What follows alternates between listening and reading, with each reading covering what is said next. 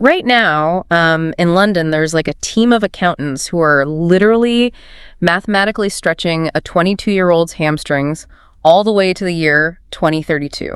Welcome to the deep dive. Yeah, it's the invisible architecture of global sports, really. What looks like an athletic competition on the grass, it's actually just the tail end of a decade-long financial equation. It's wild to think about. And before we even rip through this massive stack of news we've got sitting in front of us today, I really need to look right at you, the listener. Always important. Exactly. First, I just want to say a huge, genuine thank you to everyone who is still faithfully tuning in, watching, and listening to these deep dives.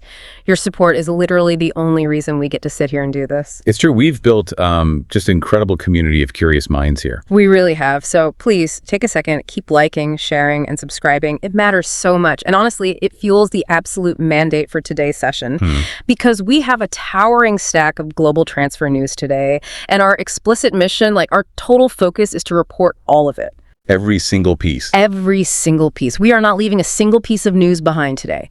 Every dollar sign, every tactical shift, every weird boardroom standoff, we are unpacking the entire ecosystem. Which honestly is the only correct way to view this data. Yeah. I mean, this isn't just a list of names and numbers on a ledger, right? Right. This is a real-time, high-definition look at a hyper-connected global market. Like when a single signature lands on a contract in one jurisdiction, it instantly, and I mean instantly, triggers a multi-million-dollar panic or, a generational opportunity on an entirely different continent. It's all connected. Exactly. The velocity at which liquidity moves through this ecosystem is staggering. And it requires us to look at the whole board, not just individual isolated pieces. Precisely. So just to set the stage for the sheer scale of what we're dissecting today, we are going to scrutinize a 100 million euro stare down in Madrid. Yeah. We are going to trace the volatile domino effect of center-back transfers across Europe. We're going to examine a highly chaotic goalkeeper carousel where teams are literally like running out of players. Just absolute panic in the goalkeeper market. Total panic. And finally, we'll analyze some incredibly surprising decisions in national team management. So let's just start at the absolute top of the financial food chain because, what happens with the billionaires basically dictates the reality for everyone else down the line. The market makers. Yeah. I mean, they are the clubs that define the ceiling, which inevitably, raises the floor for the rest of the pyramid. Right. So we have Real Madrid diving headfirst into a race for RB Leipzig's Yan Diomande. And Madrid came to the table with an initial offer of 90 million euros plus 10 million in add-ons. So 100 million euro total package. And Leipzig just flat out rejected it. Just said no. Madrid is now preparing to come back with a bid over 100 million in the coming days. The player, Diomande, has completely signaled he is open to the move. But a full-blown bidding war with Paris Saint-Germain is set to kick off in a matter of days. Yeah, the psychology of rejecting 100 million euros is, that's where we really need to start. Because to the average person, looking at that number, you assume the selling club just takes the money and runs. I would. That's a ridiculous amount of money. Right. But Leipzig operates on high-level game theory here.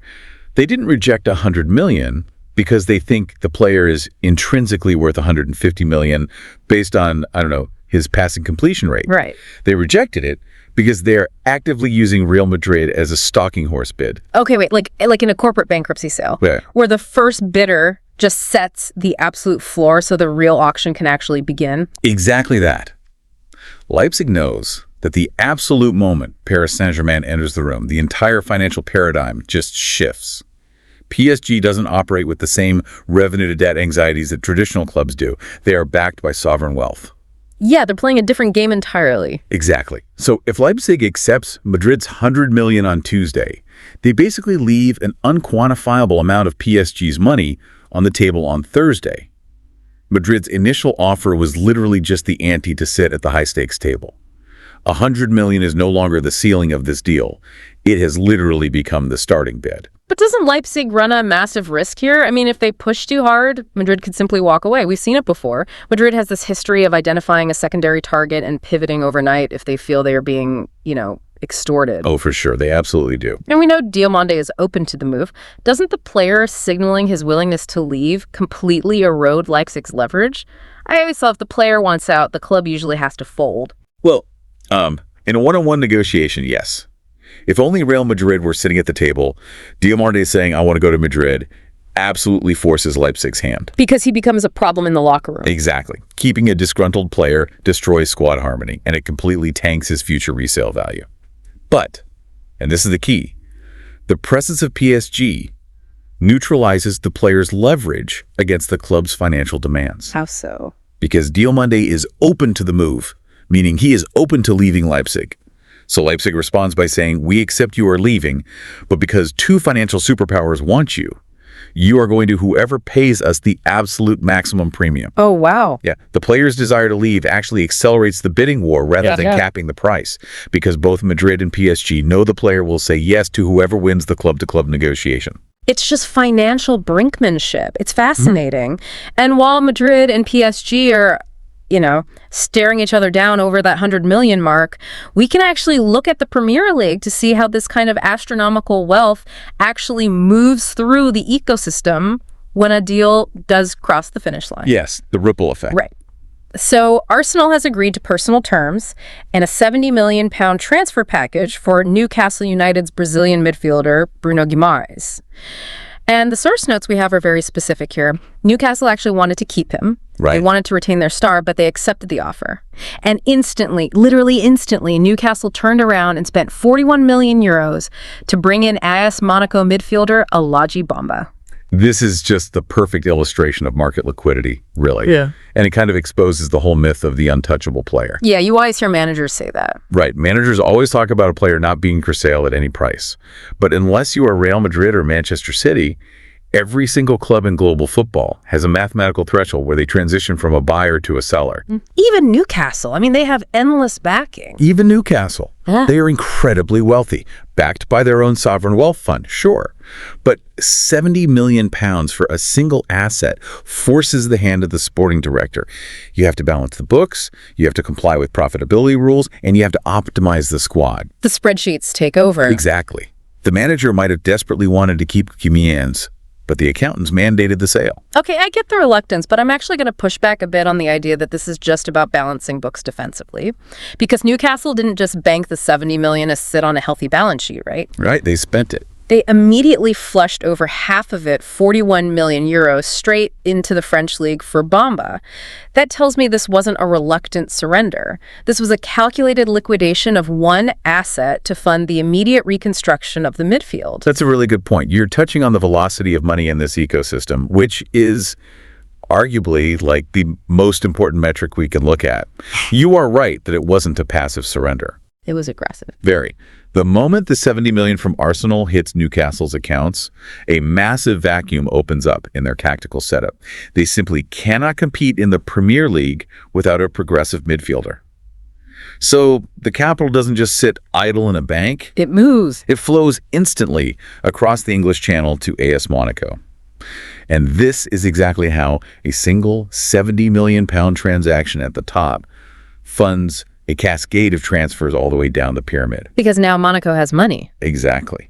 Monaco will now take that 31 million and they'll likely spend it in South America or Eastern Europe or maybe the lower French divisions to replace Bamba. The money just waterfalls down the tiers. But, this reactive spending, like selling your best player to fund a replacement, it feels almost quaint when we look at how Chelsea is operating right now. Oh, Chelsea. That is a whole different universe. Right. If Newcastle is playing a straightforward game of cause and effect, Chelsea is playing multi-dimensional financial chess.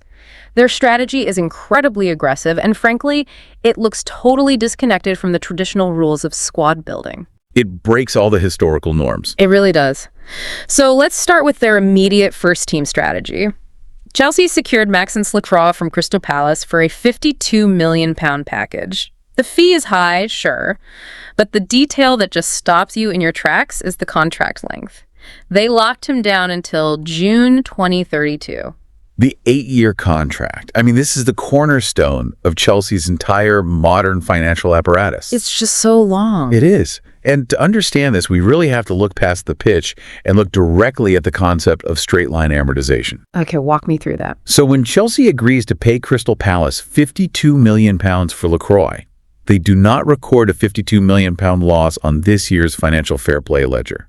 Because Lacroix signed an 8-year deal, Accounting rules basically allow the club to spread that acquisition cost evenly over the life of the contract. Wait, so 52 million divided by 8 years means he only costs them what, like 6.5 million a year on the books? Precisely. For compliance purposes, Lacroix is just a £6.5 million annual expense. That's wild. It is. This accounting mechanism allows them to deploy massive amounts of capital in the present, like buying premium talent from rivals like Crystal Palace without technically breaching profitability and sustainability regulations in the short term. They are essentially leveraging time to afford massive fees today. But the risk profile on that is just terrifying. I mean, you are assuming a linear upward trajectory for an athlete whose career can be ended by a single bad tackle. Absolutely. If Lacroix tears his ACL next month, or if he simply fails to adapt to Chelsea's tactical system and sits on the bench, they are legally obligated to pay his premium Premier League wages until 2032. He essentially becomes an untradeable asset. You can't offload a declining player with 6 years left on a massive contract. It's a financial straitjacket, isn't it? It's arguably the highest stakes gamble in sports finance right now.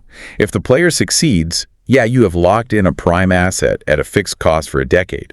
But if he fails, you suffer from this incredible deadwood compounding effect. Because you still have to pay that 6.5 million every year. Every single year, that amortization charge hits your books, eating up your available budget, preventing you from registering new players. But Chelsea's ownership has clearly calculated that the risk of a few failed 8-year contracts is ultimately outweighed by the aggressive accumulation of global talent. Which brings us to the next tier of their hoarding strategy. Because they aren't just locking down 22-year-olds until 2032, they are buying teenagers who can't even legally move yet. The youth pipeline. Yeah. Chelsea signed an American wonder kid, Benji Flowers, from Dallas FC.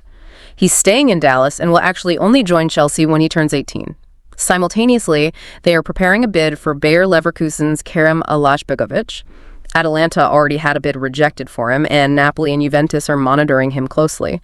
So Chelsea is fighting off traditional Italian giants for a player who literally just broke out at the 2026 World Cup. They are executing this dual-pronged future-proofing strategy.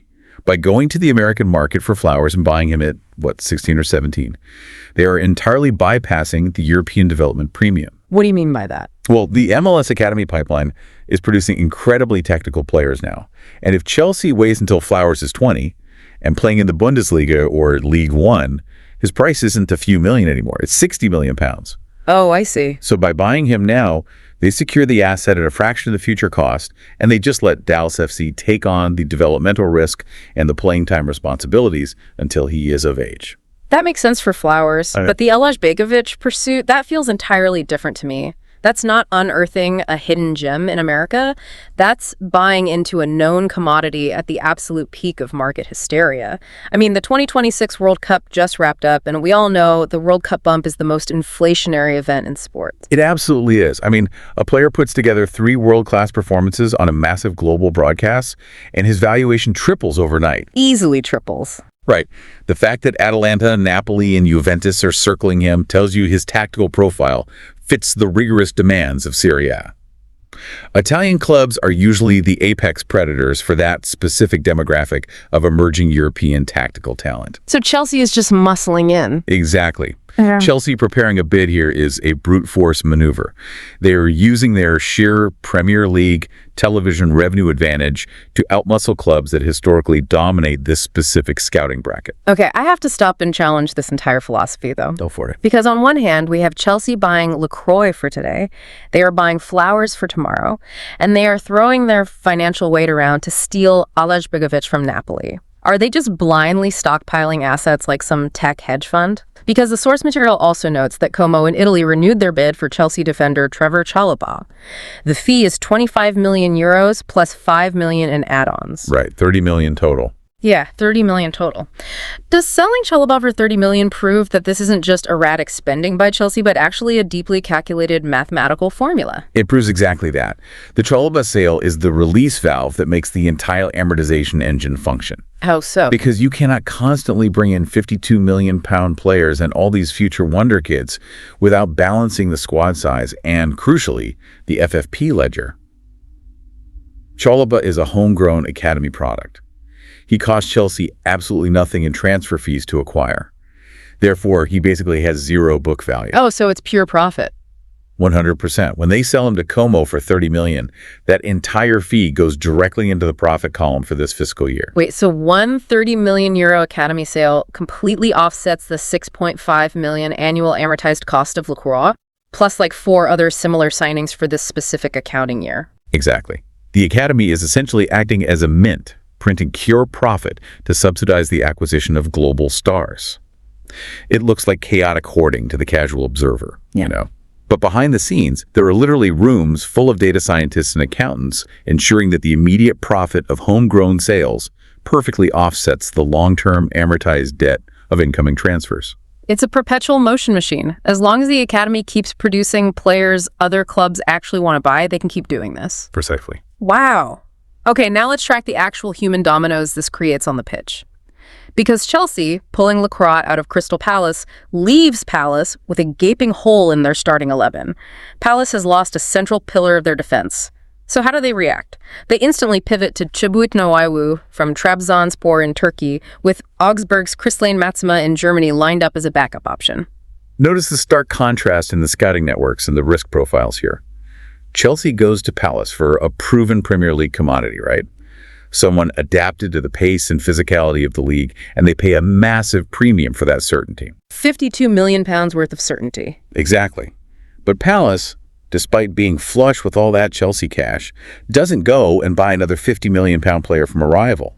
They cast their net into the Turkish Super League and the German mid-table. Because they know they can't compete at the very top of the market, they have to find inefficiencies. Exactly. When a mid-tier Premier League team gets a massive payday, they immediately look for undervalued assets abroad to replace their star. They rely entirely on their scouting and data analytics departments to find a player who can replicate, say, 90% of Lacroix's defensive output. You know, aerial goals, interception rates, progressive passes, but for a fraction of the price. And Turkey and Germany are good places for that. Oh, definitely. The Turkish and German markets offer high-level tactical education, making players from those leagues prime targets for Premier League clubs looking to rebuild cost-effectively. And this concept of valuation versus market reality, it's actually playing out beautifully in Portugal right now, too. The Sporting situation. Yes. Sporting CP just sold Yan Diomande to Nottingham Forest for 40 million euros. Now, 40 million is substantial, but Sporting initially slapped an 80 million euro price tag on him. They took a 50% haircut on their own public valuation. But, just like Newcastle did with the Arsenal money, Sporting didn't pause to mourn the lost 40 million. They immediately took half of the money they did get 20 million and bought Ibrahima Ba from Famalicão to replace him. This is just a masterclass in market adaptation by Sporting CP. And honestly, it exposes the total theater of transfer valuations. This theater is the right word for it. It is. The transfer market is entirely dictated by what a buyer is actually willing to pay on the specific day a deal is struck. Sporting wanted 80 million. They put that number out into the press to set a psychological anchor. But the market pushed back. No club was willing to meet that valuation. But they had to adapt. Right. Instead of stubbornly holding on to a player who knows he is being priced out of a dream move to the Premier League, which, as we know, often leads to a massive drop in form in a toxic dressing room, Sporting accepted the reality of a 40 million deal. They just swallowed their pride to keep the conveyor belt moving. Exactly. And because they're an elite developmental club, their contingency planning was flawless. The moment the Diomande deal was agreed, they triggered the move for Ibrahima Ba. They replaced their starting center back instantly, they upgrade Famalicão's bank account with 20 million, and they keep 20 million in pure profit to reinvest elsewhere. They function seamlessly despite their initial financial hopes literally being halved. That's just smart business. So we've seen how clubs with liquidity operate: Newcastle, Chelsea, Sporting CP. But what happens to the clubs who don't have that kind of fluid capital? We see an incredible contrast in Italy right now regarding how to acquire defensive stability. Oh, the situation in Milan and Rome. Yeah. So Lazio lost Mario Gila to AC Milan. But instead of entering a massive bidding war for a replacement, Lazio brilliantly replaced him for absolutely free by signing Danilo Dauki, who is a free agent after running down his contract at Union Berlin. Brilliant move. Meanwhile, across the country, Inter Milan is desperate to sign Tottenham's Cristian Romero. But the sources we have categorize it as a quote-unquote hard deal, specifically because of the huge transfer fees and high wage demands required. Yeah, the dichotomy between Lazio and Inter Milan right now perfectly illustrates the dividing line in European football. Lazio executed what sporting directors call opportunistic squad building. Meaning they planned way ahead. Exactly. Identifying a player like Doki, recognizing his contract is expiring in Berlin, and convincing him to join requires months and months of early negotiations. Getting a starting caliber, physically dominant center back without paying a single euro in transfer fees is the holy grail for a club operating on a strict budget. It preserves all their capital for other areas of the pitch. It's like Lazio went to a high-end thrift store, meticulously sorted through the racks for hours, and found a pristine designer jacket for free in Doki. That's a great way to put it. While Inter Milan is like standing out on the street in the rain, staring through the window of a luxury boutique at Cristian Romero, slowly realizing their credit card is going to get declined if they even try to walk inside. That analogy holds up perfectly when you look at the underlying FFP constraints. Inter Milan is trying to pull off the impossible dream here, trying to pry a premier center back away from a wealthy Premier League club like Tottenham is financially grueling. Because Tottenham doesn't need to sell. Exactly. Premier League clubs don't need the money. Therefore, the transfer fee is exorbitant. Furthermore, Romero is already on Premier League wages. For Inter to match or exceed those wages, they completely destroy their internal salary structure, which causes a massive ripple effect of dissatisfaction among their current players. Everyone else wants a raise. Right. Inter is facing the harsh reality that Premier League economics have created a massive barrier to entry, even for the historic giants of Italian football. Okay, so we've seen how center backs move in these interconnected chains. Leprai leaves, Palace targets Nwaiwu, Diomande leaves, Sporting buys Ba. But this whole economic model relies on the fact that you can adapt your system. If you miss out on a center back, you can play a back three, you can drop a defensive midfielder deep. You can mask it. Exactly. What happens to this economic model when we look at the one position where rotation is literally impossible? The goalkeepers. If you don't start, you sit. There's only one spot. And right now, the English goalkeeper shuffle is completely out of control. It is the most sensitive, highly strung micro-market in the entire sport. The volatility is just baked into the rules of the game itself. Let's trace the panic here. Leeds United is currently in deep talks to sign Manchester City's James Trafford. Why are they desperate? Because two things happened at the exact same time. Their current keeper, Lucas Perry, agreed to join Torino in Italy. Simultaneously, Karl Darlow went to Manchester United. So Leeds suddenly has a double void in goal. Just brutal timing. It is. This forces them to aggressively pursue Trafford. But because they are desperate, they run headlong into Newcastle United, who also want Trafford. I want the listener to really visualize this chain reaction, because it shows how quickly a club's leverage can just evaporate into thin air. A week ago, Leeds United felt totally secure. They had a solid starter in Perry and a really reliable backup in Darlow. They were set. Right. Then Manchester United decides they need to upgrade their backup position, so they take Darlow. Torino decides they need a new number one, so they take Perry. Within 48 hours, Leeds wakes up with literally 0 senior goalkeepers on their roster. The sporting director's phone must be melting. The panic has to be indescribable. You cannot bluff in that negotiation. Every club in the world knows Leeds doesn't have a goalkeeper. Exactly. When Leeds calls Manchester City to ask about James Trafford, City knows Leeds is negotiating from a position of absolute desperation. Leeds has lost all leverage. They have to have a goalkeeper by the weekend. And then Newcastle shows up. Right. To make matters worse, because they are forced into the market immediately, they stumble into a bidding war with Newcastle United, who have vastly superior financial resources. But why is this specific position so prone to these violent chain reactions? It's not just happening in England either. Down in South America, Colo-Colo thought their negotiations with the veteran goalkeeper Vozinha had completely collapsed. The deal was considered totally dead. Done and dusted. Yeah. But because they couldn't find anyone else, they actually had to swallow their pride, go back to the negotiating table, renew their contract offer, and now he is officially joining. So I have to ask, why is the goalkeeper market so hypersensitive? One backup moves to Manchester United, and it causes a panic across 3 different leagues. Colo revives a dead deal just to get a body in the building. Why is it so much more volatile than, say, a striker or a winger? It comes down to absolute scarcity and the tactical evolution of the position itself. If a club misses out on their primary target for a winger, the manager can adapt. They can change the formation, play more centrally, or maybe convert an attacking fullback. You can work around it. Right. You can mask a deficiency in the outfield through tactical rotation. But if you do not have a competent goalkeeper, your entire tactical system collapses instantly. Because they are the foundation of playing out from the back now? Precisely. Modern football demands that the goalkeeper acts as the 11th outfield player in possession. They have to break the opposition's pressing lines with their passing. If you put a substandard keeper in goal, the defense drops 10 yards deeper because they just don't trust him with the ball at his feet. Which ruins the whole shit. Exactly. That stretches the midfield, isolates the forwards, and the team loses. Furthermore, a top-tier goalkeeper requires years of highly specialized, idiosyncratic development.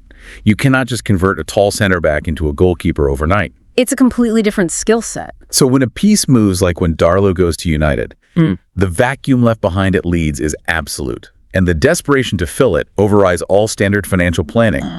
It is the one indispensable piece on the chessboard. The sheer anxiety of the position is just fascinating. Now, while some clubs are scrambling to plug these immediate, terrifying holes in goal or defense, others are stepping back and looking at the extreme opposite ends of the player life cycle. The margins of the market. Right. They are bypassing the prime age 50 million pound players entirely. They are targeting raw, unproven youth or lucrative end-of-career veteran exits. So let's look at the youth sweepstakes first. AC Milan just secured a young player from Troyes named Yan Diomande for just 2 million euros. Meanwhile, Borussia Dortmund is trying aggressively to sign an 18-year-old named Konstantinos Karetzas from Genk, but Genk has already rejected 2 proposals, including one from AC Milan. If we contrast this with the €100 million Madrid bid we discussed in the first segment, we see the absolute other end of the economic spectrum here. Milan is placing a €2 million bet on Diawara.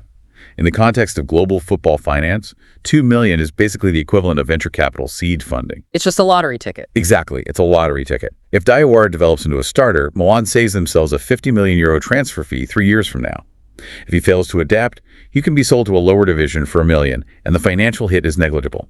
It's a low-risk, asymmetrical reward strategy. Wait, but I want to stop on the Karetzas situation. Genk is a stepping stone club. Their entire modern business model is developing youth and selling them to the Dortmunds and Milans of the world. Are you telling me they're suddenly holding out and rejecting bids from historical giants for an 18-year-old because they think they can get Premier League money for him? That is exactly what I am telling you, and it shows how the balance of power regarding raw potential has fundamentally shifted. Genk is rejecting bids from massive historical institutions because the badge on the buying club's shirt no longer intimidates the selling club. The mystique is gone. It is. Genk has the data. They know the underlying metrics of Karetz's performances in the youth leagues. They know that elite clubs are absolutely terrified of missing out on the next generational talent before his price tag hits $100 million. So they're leveraging that fear. Completely. By rejecting Milan and Dortmund, Genk is signaling that the premium on raw, elite potential has skyrocketed. They know a Premier League club will eventually arrive and offer $30 million for an 18-year-old based purely on speculative potential. It is the ultimate futures market. Incredible. But let's pivot from the teenagers to the veterans, because the exit strategies for players at the end of their life cycle are shifting just as dramatically as the youth market. We have Guy leaving Everton to join Saudi club Algeria SC. We have Ismail Benacer mutually terminating his contract with AC Milan, and he is now leaning heavily toward a move to Al Gharafa. And over in the Americas, River Plate just spent $17 million to bring Angel Correa from Tigres on a contract running until 2029. We're witnessing a complete restructuring of the late career phase right now.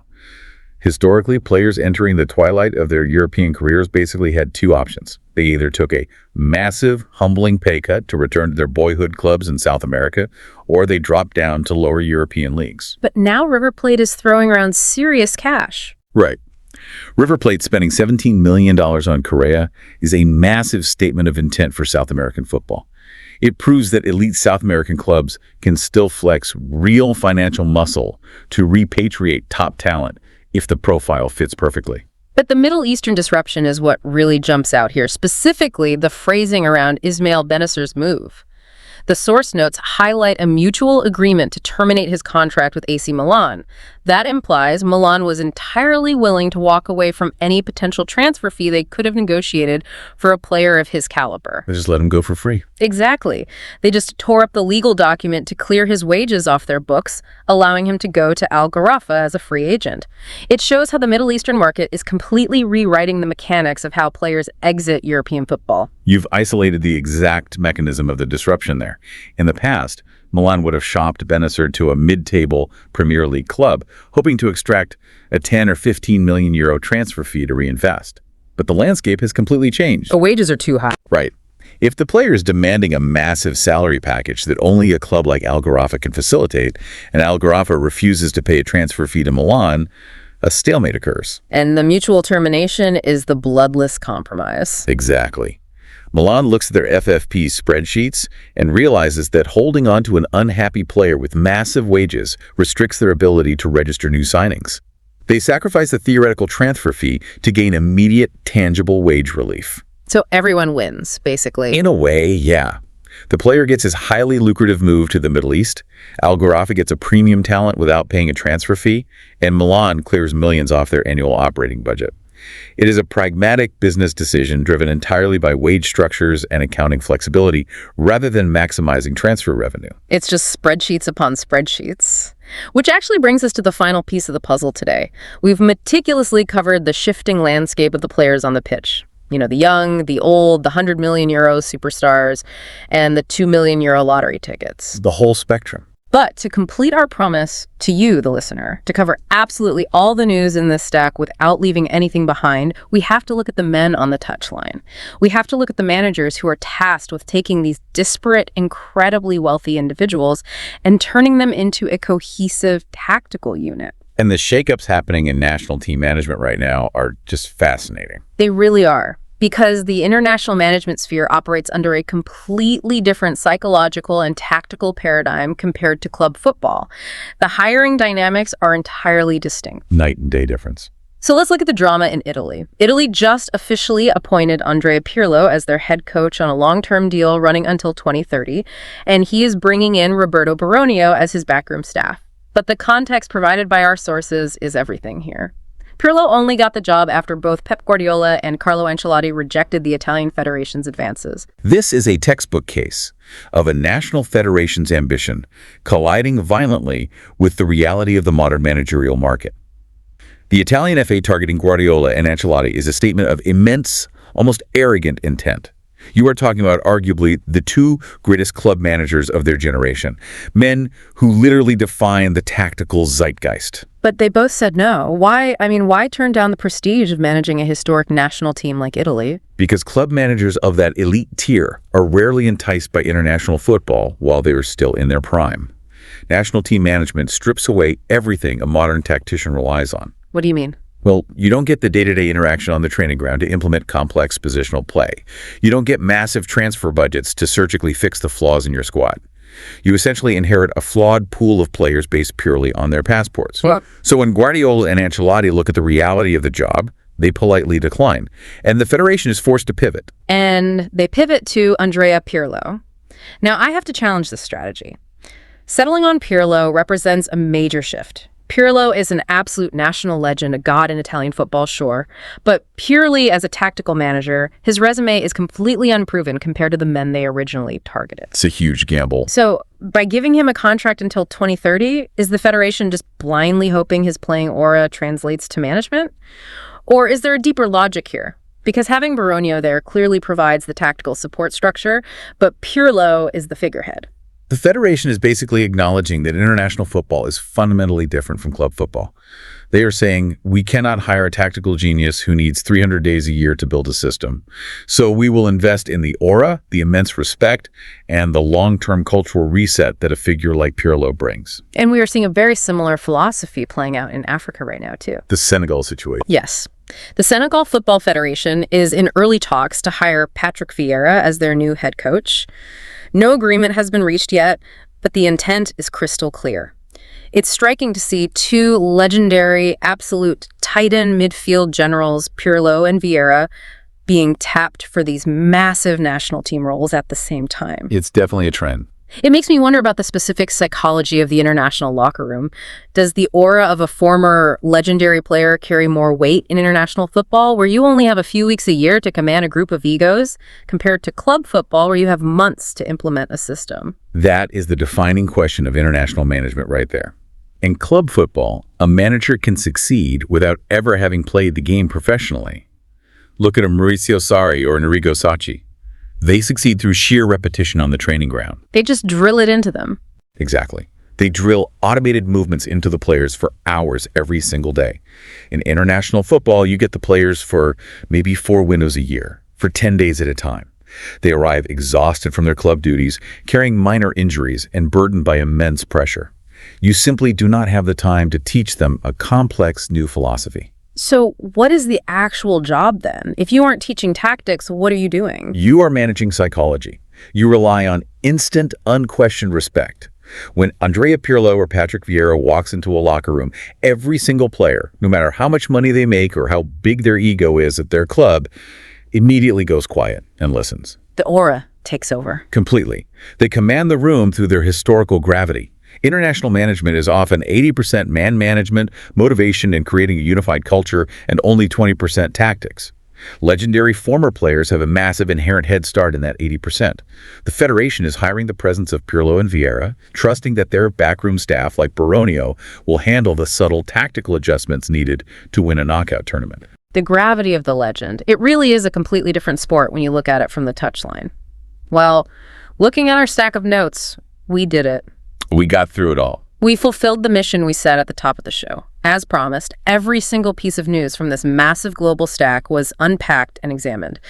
We went from Real Madrid's €100 million stalking horse stare down with PSG over Yan Diomande, all the way down to a €2 million venture capital youth signing in Milan. We covered serious ground. We really did. We exposed Chelsea's 8-year amortized contracts, the desperate zero-leverage goalkeeper carousel hitting Leeds and Newcastle, all the way to Pirlo and Vieira leveraging their playing auras on the international stage. It is an immense amount of data to digest, but I think it is vital to connect this back to why this all actually matters to you, the listener.